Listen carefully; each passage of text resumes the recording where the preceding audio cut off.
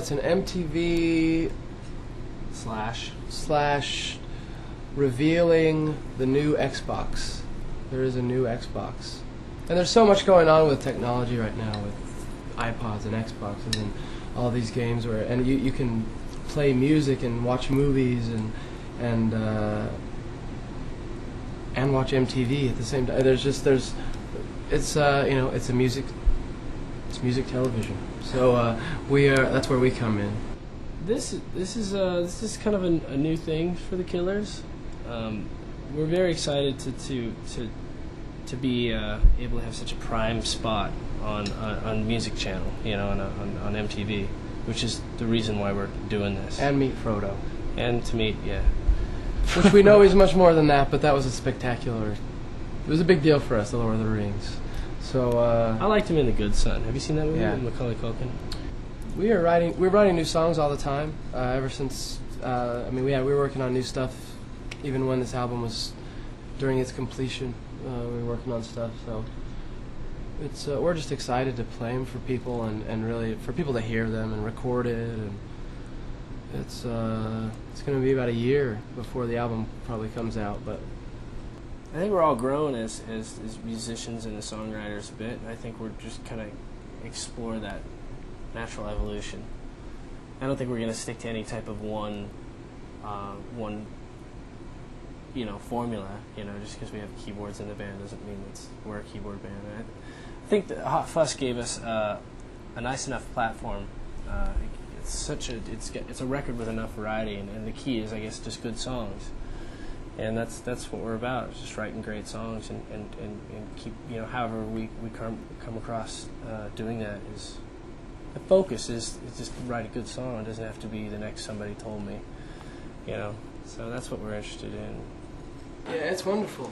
Bands get the hype and they come in and then and they're gone. And I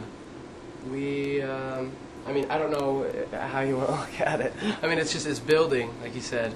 And it's a wonderful thing. It's getting into people. People aren't getting sick of it. It's and throwing it away and saying, okay, I don't like them anymore. They're too famous, or I don't like them anymore. Other people like it. People are still attaching themselves to it, and their friends and their parents and their cousins, and it's wonderful. Why do you think the US is so catch on? It's not such good taste as Europe. It's big. It's a big nut to crack. It's a bit, yeah. If you look at the size of the place, it's tough. America is such a big place. And radio stations differ so much. A radio station in the Midwest is a lot different than a radio station here. Yeah. K-Rock in New York City just changed formats from being the K-Rock out here in Los Angeles to being kind of an adult station. A mixed station of and the stations will play one song for months, whereas in England we went through all the singles. It's done, and here we're finishing Mr. Brightside. We're about to go to all these things, and that's just that's like old news in England. So it's just how it works here. We call it the trilogy.